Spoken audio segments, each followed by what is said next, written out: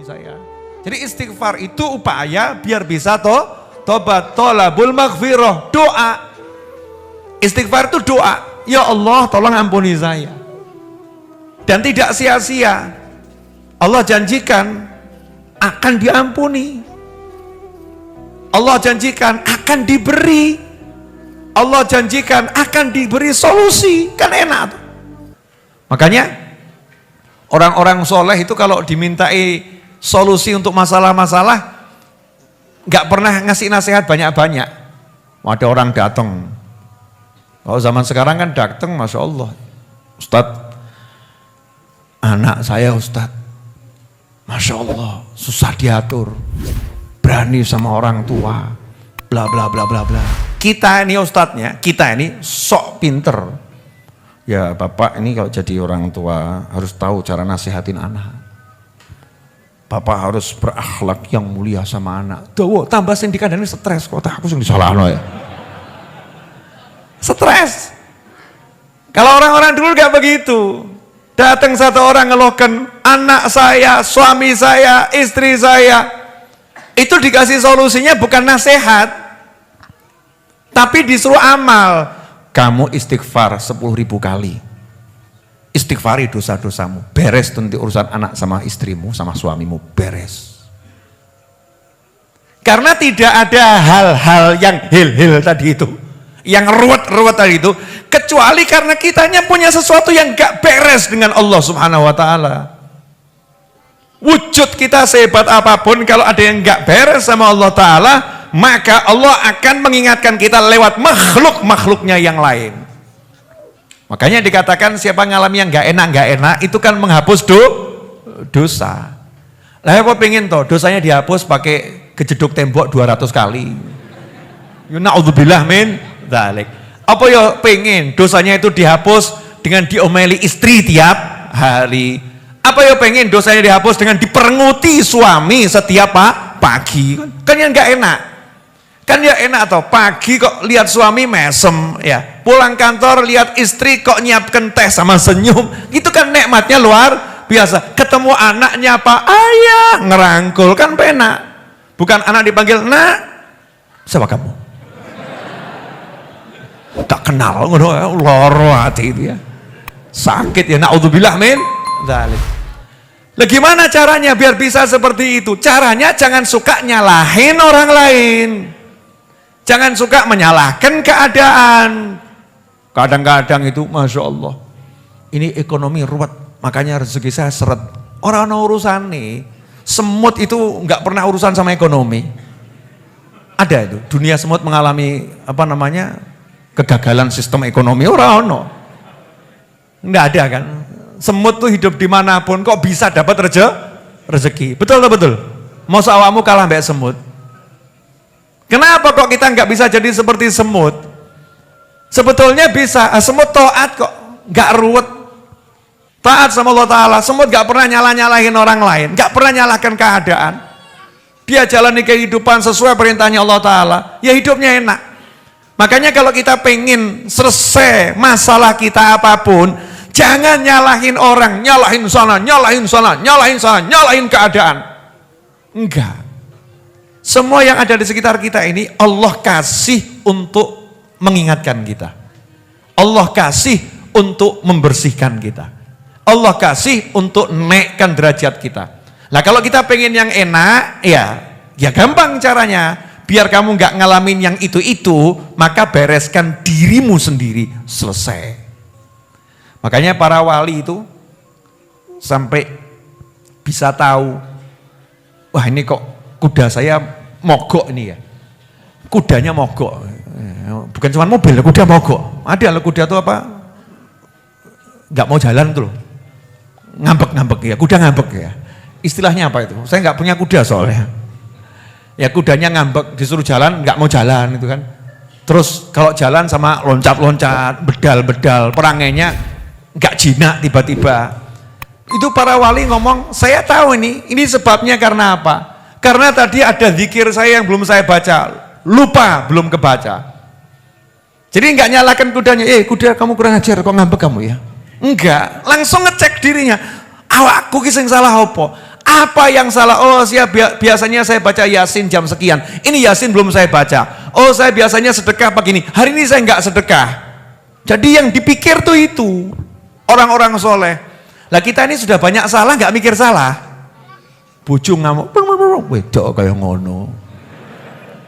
As, jolke. Ngaco gitu kan ya. Suaminya galak.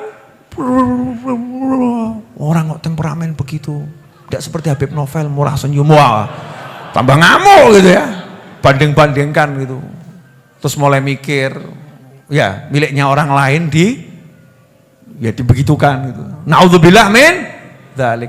Sebetulnya kan simple. Kenapa suamimu marah-marah?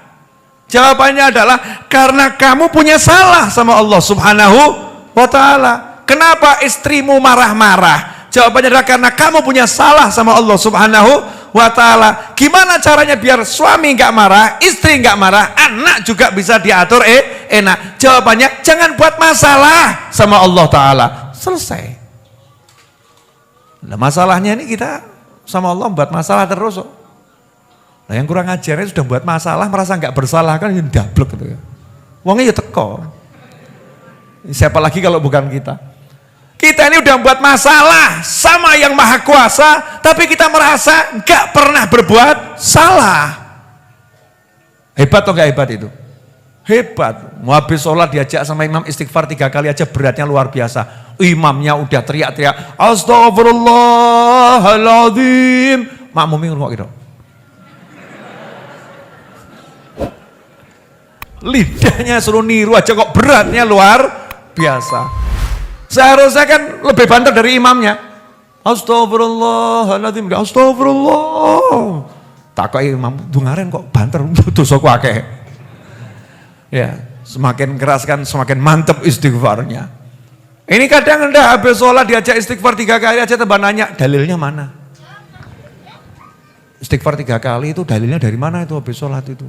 Istighfar model begitu siapa yang ngajarin? Wah ini bid'ah, Masya Allah. Istighfar kok bid'ah. Wah anehnya luar biasa. Jadi ikhwani rahimakumullah, jangan nyalahkan keadaan, jangan nyalahkan sekitar, cek diri sendiri.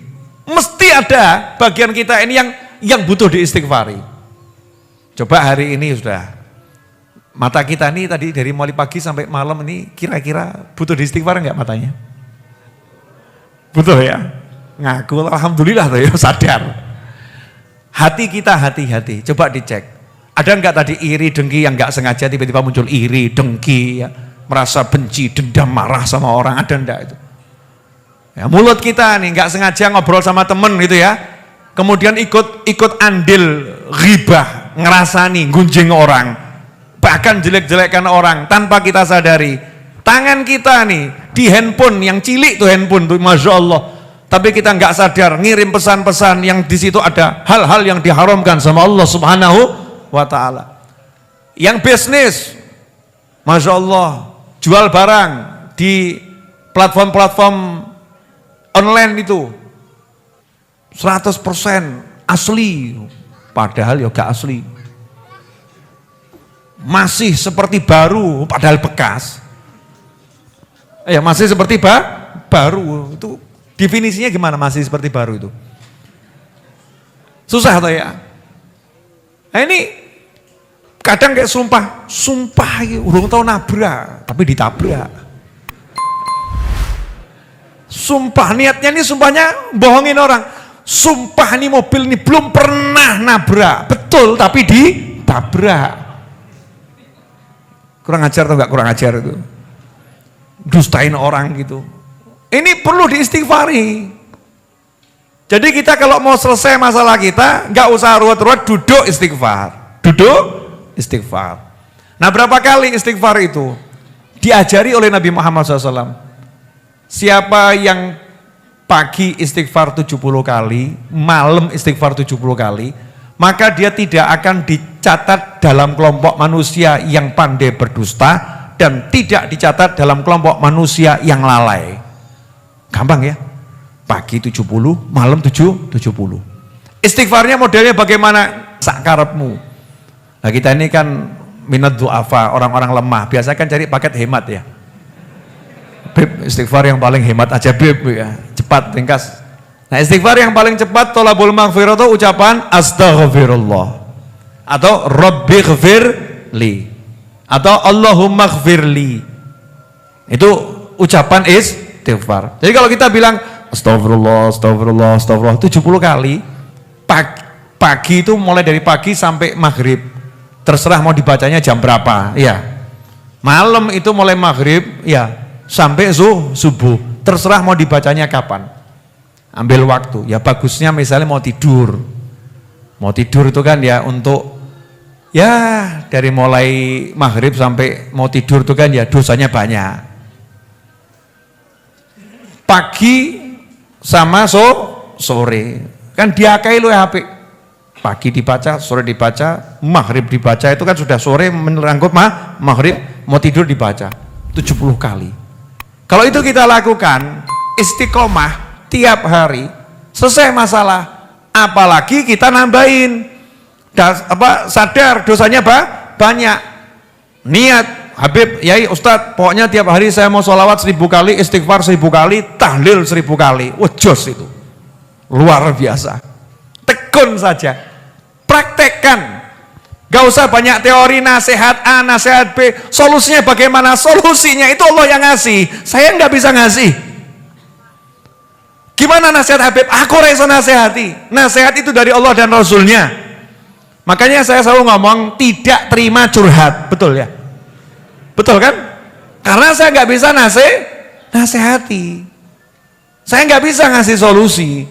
Yang bisa ngasih solusi Allah Subhanahu wa Ta'ala. Yang bisa nasihatin Allah Subhanahu wa Ta'ala dan baginda Muhammad SAW. Dan sudah dinasehatin sama Allah dan Rasulullah SAW. Dan sudah dijanjikan solusinya, tinggal diamalkan. Jadi sebetulnya mudah atau susah?